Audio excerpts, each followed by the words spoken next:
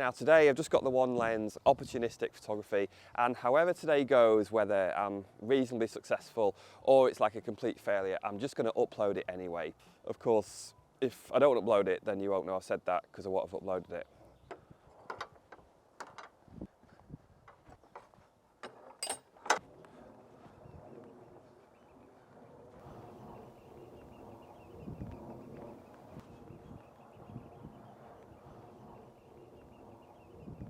I'm not actually going to go in this hide just yet because there's a couple of people in there and it just makes it difficult to vlog.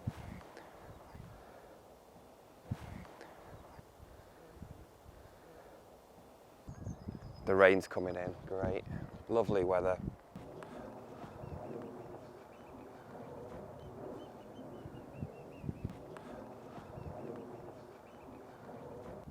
Oh, we've got another hide. What? Like I just got a fly in my mouth. Sorry, that's better. There's another hide here. This is like more of an open one.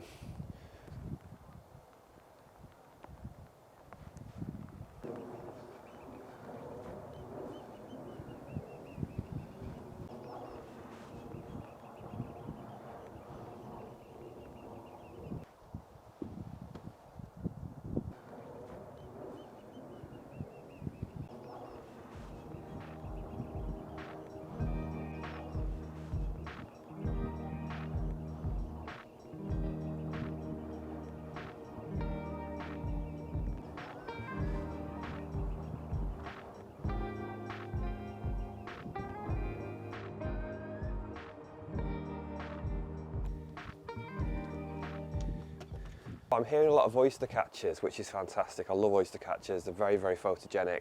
And a couple just flew past, which I missed entirely. Got to switch the camera off. Just try and get some of the rain off it.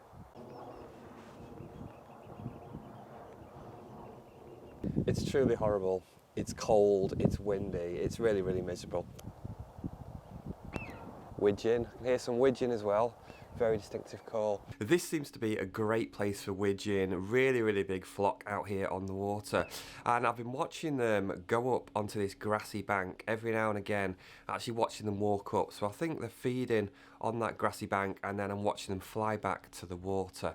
Also the curlews are up there on that grass as well. When they're flying back, they've just been flying a bit too high, kind of against that blank sky. But I do think this is a good place for curlew as well.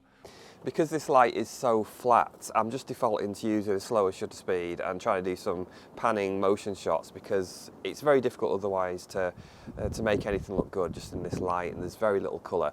So put the shutter speed down to about 100th, 125th of a second, and I'm just trying to pan with any of the ducks or the geese that fly past.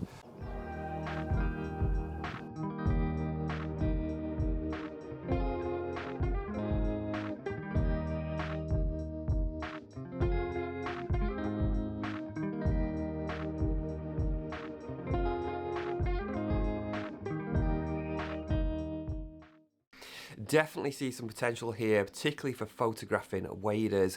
I think if you come in the winter time where there's more action with those waders and ducks as well, I think it could be a good place for flight shots if you've got the light in the right direction, you're pointing in the right direction, and also potentially for backlit. Where I'm looking here out from the hide, I'm actually looking towards the west. So I've got that in my head that if I'm shooting there towards the sun in the afternoon, then that could give some really nice backlit photography as well.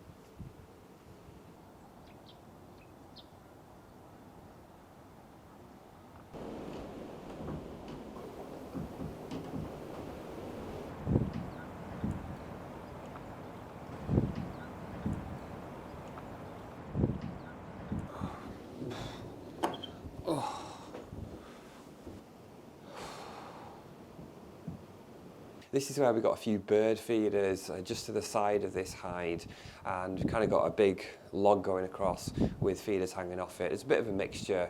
Got a couple of seed feeders and then some fat balls. And I know the guy said sometimes a great spotted woodpecker comes, and also marsh tit he mentioned as well, which is quite nice.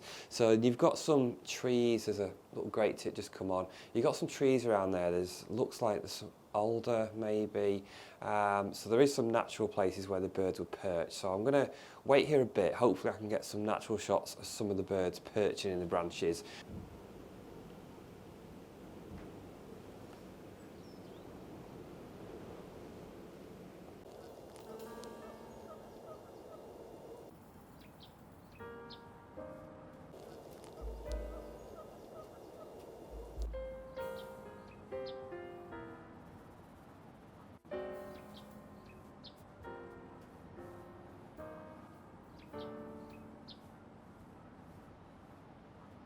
Absolutely fabulous. Great spotted woodpecker just appeared out of nowhere. He's there now on this on this log.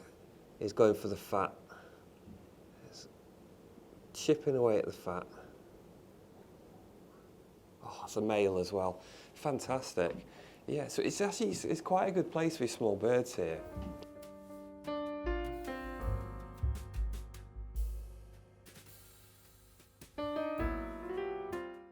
I've had blue tit, great tit and the marsh tit, which is always nice to see.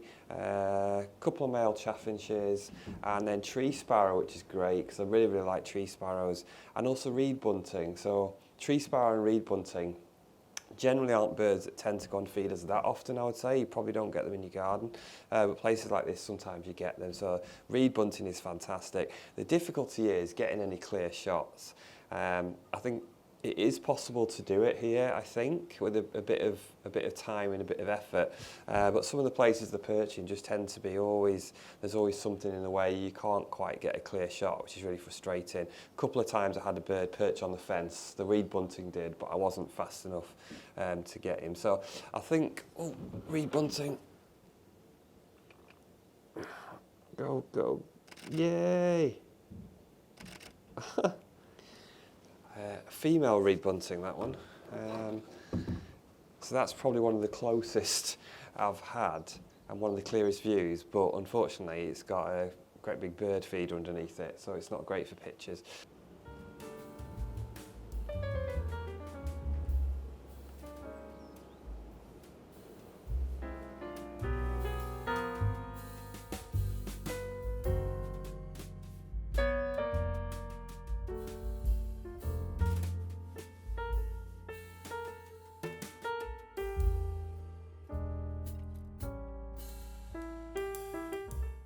Yeah, I think with a bit of effort, I think maybe it'd be better actually if you go outside this hide, if the birds aren't too skittish, and just wait for them to kind of come into the branches and land in good places. That might be a better option. I actually thought there was a trail here. I didn't realise until I came. It just seems to be literally these two hides which are here, part of this Wildlife Trust Reserve. But there is a network of pools and lakes round here as well, including Scorton Lake nearby. So there's definitely potential for more bird photography.